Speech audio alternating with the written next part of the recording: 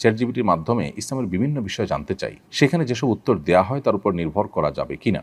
প্রথম কথা হলো যে চ্যাটজিপিটি অনলাইনে যা পায় সেখান থেকে কালেকশন করে দেয়। তো অনলাইনে যা কিছু আছে তার সব কিছু তো সঠিক নয়। অতএব চ্যাটজিপিটি বা এআই এই সমস্ত টুলগুলো ব্যবহার করে আপনি শরীআই প্রশ্ন, বিশেষ করে হালাল হারাম, ঈমান আকীদা এই জাতীয় গুরুত্বপূর্ণ বিষয়গুলোকে আপনি সেখান থেকে জেনে আমল করার চেষ্টা করবেন না। এটা ভুল হবে। কারণ হলো সেখান থেকে সঠিক জিনিসটা যেমন পেতে পারেন, ভুলটাও পেতে পারেন। তাছাড়া এই জাতীয় অ্যাপগুলো যে আমাদের সবসময় সঠিক উত্তর দেয় তা কিন্তু না। আমি যেটা বলছিলাম যে অনলাইনে যা কিছু আছে সেখান থেকে তারা কালেক্ট করে আমাদেরকে তথ্য দেয়।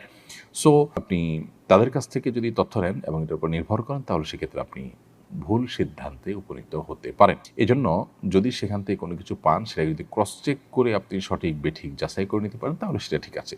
আর না হলে সেটা ঠিক হবে না। কোরআন এবং হাদিস ভিত্তিক এই যে ইলম, এই যে নলেজ, ইসলামিক নলেজ, এটা কিন্তু দ্বীনের অংশ।